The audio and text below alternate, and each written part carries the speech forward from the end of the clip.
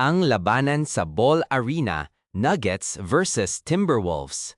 Sa loob ng maingay at puno ng enerhiya na Ball Arena, nagsimula ang unang laro ng serye ng playoffs sa Western Conference sa pagitan ng Denver Nuggets at Minnesota Timberwolves noong Abril 18, 2026. Ang hangin ay puno ng tensyon, dalawang matatag na koponan na handang ipakita ang kanilang lakas para sa unang panalo.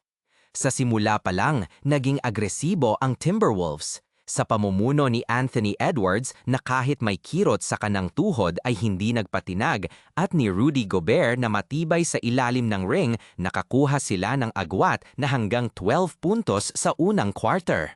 Ang mga bisita ay tila handang gambalay, ang paboritong koponan sa bahay. Ngunit hindi nagpatinag ang Nuggets. Sa ikalawang bahagi ng laro, nagsimulang gumalaw ang kanilang sistema.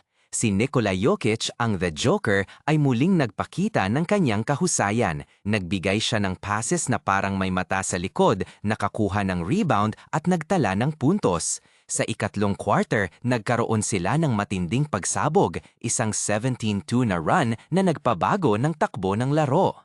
Si Jamal Murray ay naging matindi sa pag-atake at kahit hindi siya nakatama ng kahit isang tres, naging perpekto siya sa free throw line, 16 sa 16 na tira.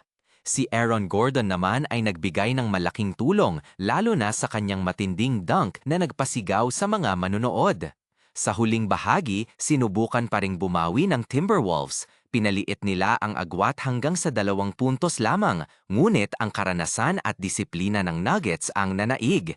Si Jokic ay nagtala ng triple-double, 25 puntos, 13 rebounds at 11 assists, habang si Murray ang nanguna sa puntos na may 30.